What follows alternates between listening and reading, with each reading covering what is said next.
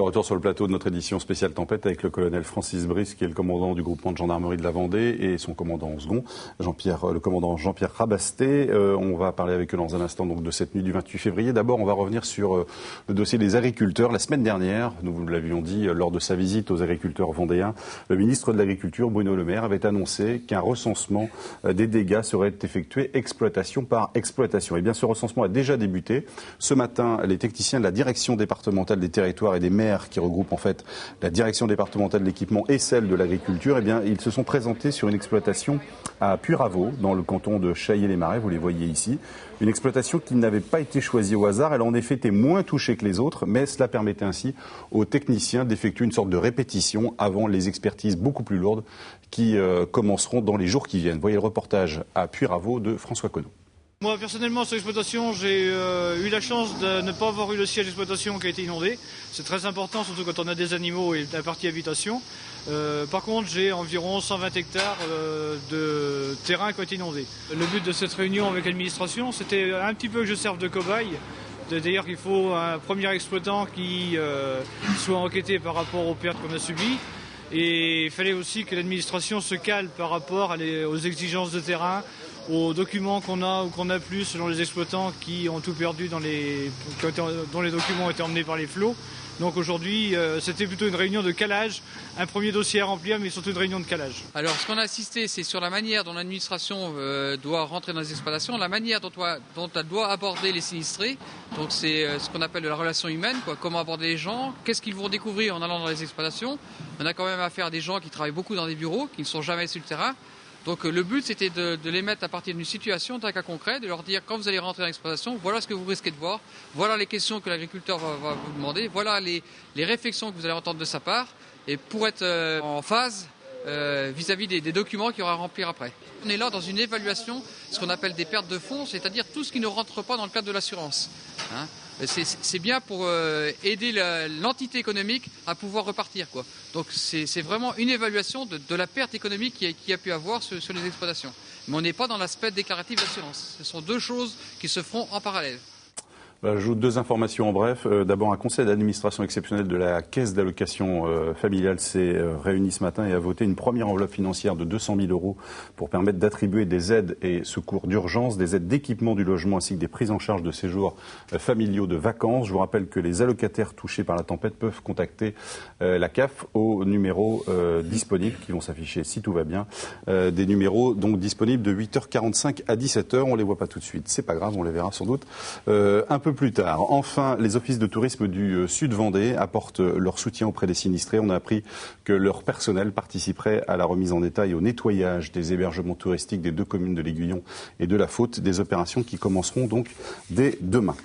On va revenir maintenant avec vous, colonel et commandant, sur cette nuit. Alors, commandant Rabasté, vous étiez à la préfecture, dès 22h d'ailleurs, hein, dès le 27 février en fait. Oui, la première réunion organisée par monsieur le préfet interservice a été à 22h puisque l'alerte météo était donnée. Donc pour faire un point notamment sur cette alerte, sur ce qui pouvait arriver. Bon, bien sûr, on n'avait pas pensé ce qui arriverait. On n'avait pas envisagé tout cela. Déjà pour faire un premier point et dès la fin de la réunion et puis ça n'a pas arrêté en fait, on a été dedans tout le temps puisqu'il a toujours le vent s'est déclenché très rapidement. Après le vent, il y a eu donc cette marée avec une surcote de plus d'1 mètre, cette montée des eaux et moi je suis resté sur La Roche-sur-Yon. Sur le terrain. Pour coordonner les équipes. Pour coordonner, pour dire. Puis bon, on avait une succession de réunions à la préfecture pour coordonner tous les moyens et coordonner l'acheminement des moyens et surtout peut-être aussi la protection du site. Sur place, les personnes, j'ai été relayé rapidement par le commandant de compagnie de Fontenay-le-Comte, le capitaine Comète et le commandant Gaufilier de la compagnie des Sables, puisque la Faute-sur-Mer et l'Aiguillon-sur-Mer ne sont pas sur la même compagnie. Ah oui, donc les deux sont relayés. Le commandement des opérations a été pris par le capitaine Comète à la suite après. Alors quelle première décision on prend quand on arrive sur les lieux comme ça? Il faut sécuriser les lieux, colonel? Oui, ou commandant, allez-y. Ne battez pas. Non, la première décision, c'est déjà, pour nous, participation au secours. Ça a été le premier objectif. La sécurisation des lieux, de toute façon, peu de monde pouvait y arriver, compte tenu de l'importance des eaux et sur le site. Donc les premières équipes des brigades les plus proches, Chailly-Marais, Luçon, La Tranche-sur-Mer, Talmont-Saint-Hilaire, leur premier objectif, ça a été aider les secours, participer à l'évacuation des gens. On a 2 ou 3 personnels, notamment qui sont rentrés dans les maisons, d'autres qui sont passés dans les rues avec des porte-voix pour inciter les gens à sortir. La participation au secours, ça c'était la première mission. Vous aviez des plongeurs de la gendarmerie aussi qui étaient sur place. Qui sont venus après aussi. Et là, il est quelle heure ? Et là, il est vers 3h30, 4h du matin. Ah oui, d'accord. Voilà. Et c'est quand le jour se lève qu'on s'aperçoit vraiment de l'étendue des dégâts. Ouais. Et c'est là qu'on commence à mettre en place effectivement la sécurisation du site pour éviter que les gens viennent sur le site. Puisqu'on s'est aperçu dans la journée de dimanche, moi j'y suis allé dimanche en fin de journée. Les gens voulaient venir voir de leurs propres yeux ce qui s'était passé. Les gens voulaient venir voir parce qu'ils avaient des biens sur le site, par curiosité certainement aussi. Pour aider pour certains, mais bon, il y avait pas mal quand même de monde sur place. Il y avait peut-être des risques aussi, puisque les eaux n'étaient pas retirées. Donc les accès à la Faute-sur-Mer et à l'Aiguillon-sur-Mer depuis Luçon, enfin depuis Saint-Michel-en-Lerme et puis La Tranche et Grue ont été fermés. Les gens se garaient un peu partout pour accéder à pied. Bon, on ne peut pas les empêcher d'accéder à pied. Donc il a fallu gérer ça après. Mais la première urgence, c'était effectivement le secours aux personnes. Ça a été le premier objectif de notre personnel sur place. Après, généralement, nous sécurisons la zone. Ouais. Et immédiatement, il faut mettre en place des itinéraires d'accès pour toutes les colonnes de secours qui convergent sur les lieux. Donc permettre à l'ensemble des moyens d'arriver sur place le plus rapidement possible. Vous avez été aussi en charge de la chapelle ardente. Alors évidemment, c'est un rôle qui est très difficile pour vos hommes, j'imagine, colonel. C'est toujours le rôle de la gendarmerie dans ces cas-là ? Oui, tout à fait, puisque à partir du moment où malheureusement les dépouilles mortelles sont ramenées à la chapelle ardente, il s'agit pour nous d'entamer un travail minutieux d'identification. Et là, on entre dans une phase déjà judiciaire coordonnée par Monsieur le procureur de la République. Et donc, c'est là les services de la gendarmerie qui sont chargés de cette identification, d'accueillir les familles. Bien identifier les corps. Et d'identifier les corps. Donc, vous comprenez que c'est une mission extrêmement éprouvante pour les personnels qui sont engagés sur ces identifications. Justement, est-ce que votre personnel, comme nous le disait hier le colonel Trédaniel, médecin des pompiers, bénéficie d'un soutien psychologique pendant les opérations et après ? Alors, pendant les opérations, s'il y avait un besoin, on pourrait se greffer sur les moyens des pompiers. Il y avait une cellule d'accompagnement en SAMU. Actuellement, il y a les cellules CUMP du département qui sont engagées, qui peuvent également nous aider. Et puis, un peu plus tard, si vraiment nous ressentons un besoin chez nos personnels qui souhaiteront exprimer ou montreront un malaise peut-être face à toute cette détresse qu'ils ont côtoyée pendant plus d'une semaine, eh bien, nous avons une cellule psychologique au niveau national qui peut venir sur place et rencontrer les gens. Vous avez eu ces demandes déjà de la part de certains de vos personnels ou pas ? Je pense qu'on le fera, notamment pour les gens qui ont été engagés sur l'identification des corps. Ouais. Je reviens sur cet hôtel qui menace de s'effondrer, qui risque d'être détruit. Et je ne sais pas si c'est de votre ressort, mais qu'en est-il des autres maisons qui risquent ? Est-ce qu'il y a des risques aussi que d'autres maisons s'effondrent ou menacent de s'effondrer ? Alors, il y a une maison qui s'est effondrée. Je crois qu'il y avait un article ce matin aussi dans Ouest France. Tout à l'heure, vous avez montré sur votre sujet l'APAV. Ce que je souhaiterais ajouter, c'est que ce service est gratuit. Donc que les gens n'hésitent surtout pas à faire intervenir l'APAV avant qu'ils envisagent de réoccuper les lieux, qui serait quand même très embêtant qu'une maison, qu'une toiture s'écroule sur ses habitants, sur les habitants. Donc je crois que c'est très important de faire ce diagnostic. On n'est pas à l'abri, enfin nous n'avons pas les moyens techniques ni la compétence pour déterminer ce danger, mais il y a des experts qui sont capables de le faire. Vous avez vu des gens retourner chez eux là sans faire expertiser leur maison ? Est-ce que vous les mettez en garde ? C'est votre rôle aussi de les mettre en garde ? De faire passer l'ensemble des messages de sécurité, de protection des personnes. Les gens retournent pour nettoyer leur maison déjà dans un premier temps. Peut-être pas pour y habiter, mais pour les nettoyer. Donc forcément, il y a plein de gens qui retournent peut-être dans des maisons qui ne sont peut-être plus habitables. C'est un rôle assez différent de celui de l'image en tout cas de la gendarmerie, qui est souvent une image répressive, mais en même temps c'est aussi votre travail. Dans leur relation avec les habitants, je veux dire, ça change aussi pour vous, c'est des conditions très, très différentes. Ouais, pour vos hommes. Ça crée, ça crée des liens. C'est un autre aspect, oui, ça crée des liens. Je disais, il y a quelques jours, on est allé chez le monsieur pour boire un café et en sortant, il y avait le presse en fait, enfin un tabac presse. Et donc on y est allé, et il y avait un monsieur qui était arraché ses journaux, on était deux, et qui est venu nous remercier de ce qu'on faisait. Bon, c'est vrai qu'on n'y est pas trop habitué, mais c'est vrai que dans ces cas-là, ça fait plaisir, et comme je disais au début de l'émission, ça nous redonne un peu de baume au cœur, et on y retourne rongaillardi, et puis on repart, quoi. C'est vrai que ça fait plaisir. Alors c'est vrai qu'on parle moins souvent des opérations de secours mais ça fait partie de la mission. À exercer les gendarmes. Nous le faisons régulièrement dans le cadre de la haute montagne, avec nos équipes qui interviennent pour secourir des gens, en mer également. Aujourd'hui, face à une catastrophe, on se déploie aussi pour venir en aide, comme l'a très bien dit Jean-Pierre, immédiatement pour porter secours et assistance en complément et à côté de nos camarades sapeurs-pompiers. Il y a... Et par cette assistance, il y a une vraie reconnaissance de la part de la population. Et lorsque vous venez en aide à une personne en détresse, je veux dire, entre le sauveteur et la personne qui est assistée, il y a une véritable... Il n'y a pas besoin de parler.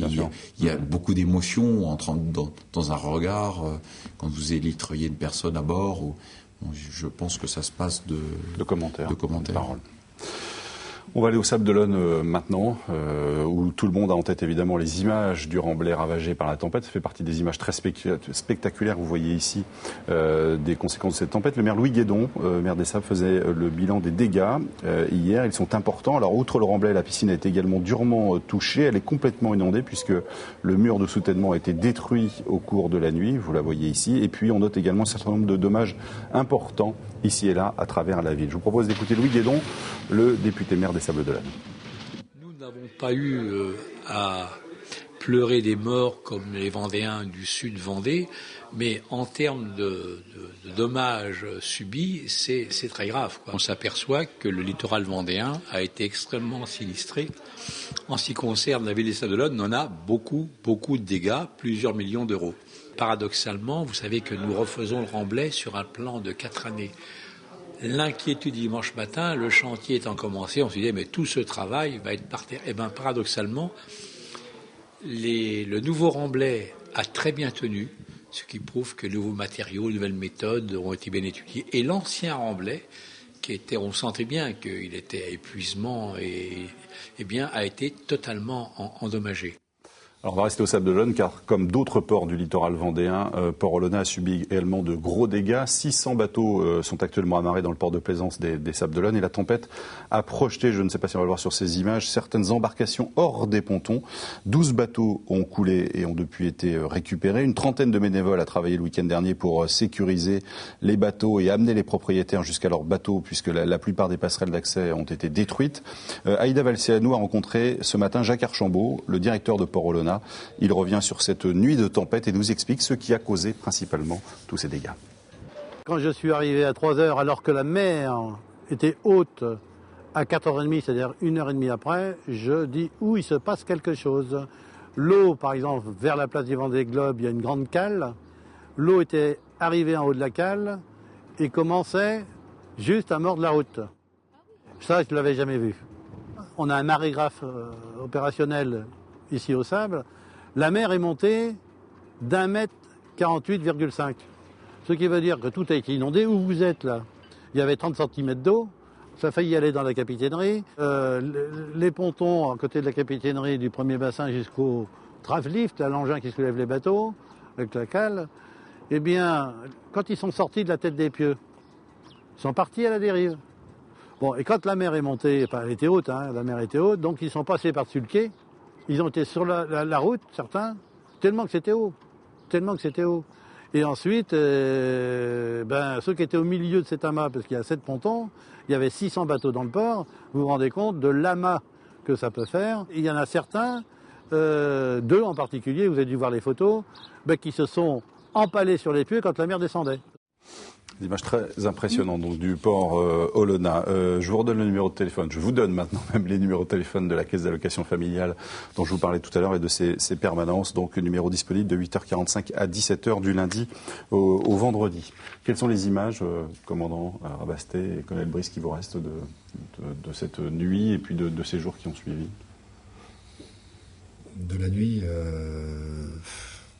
je crois que c'est l'élan de solidarité qui a conduit au secours des personnes. Bon, je parlais tout à l'heure des personnels de la gendarmerie, mais je crois que tout le monde a convergé vers ces points pour sauver. On avait l'exemple d'un agriculteur qui, d'un village à côté de Puyraveau, est allé avec son tracteur percuter toutes les portes, puisque l'eau était déjà montée très haut, pour sortir les gens, et grâce à son action, personne n'est décédé dans ce village. Donc c'est un formidable élan de solidarité. Je les ai oubliés tout à l'heure, et j'en suis vraiment désolé, nos pilotes d'hélicoptères, l'hélicoptère de Saint-Nazaire qui est intervenu dès les premières heures, qui a élitroyé 35 personnes. Donc c'est cette image de solidarité. Après, c'est l'image du désastre, en fait. C'est vrai que quand on va sur site, avec l'eau, c'est impressionnant. Sans l'eau, je crois que c'est encore plus impressionnant. Je rejoins tout à fait ce qu'a dit Jean-Pierre.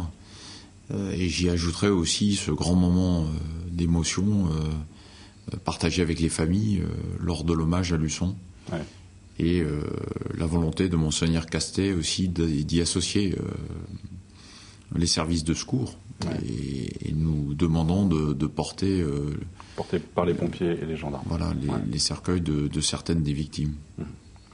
Merci à tous les deux d'être venus, et puis au nom aussi de tous ceux que vous avez aidés. Merci beaucoup, tout comme les services de pompiers, merci beaucoup. Merci Alix, merci à vous de nous avoir suivis. Demain, nouvelle édition spéciale. Je recevrai Joël Sarlot, le président du comité départemental du tourisme. Nous ferons le point sur l'image de la Vendée, qui a forcément sans doute été aussi détériorée par cette tempête. Comment le comité départemental du tourisme compte-t-il préparer la saison à venir? Combien d'établissements touristiques ont été fortement touchés? Nous ferons le point à demain, et puis nous recevrons également le curé de la paroisse de l'Aiguillon-sur-Mer, qui a été très présent ces derniers jours pour soutenir les familles des victimes. Très bonne soirée à vous, à demain, au revoir.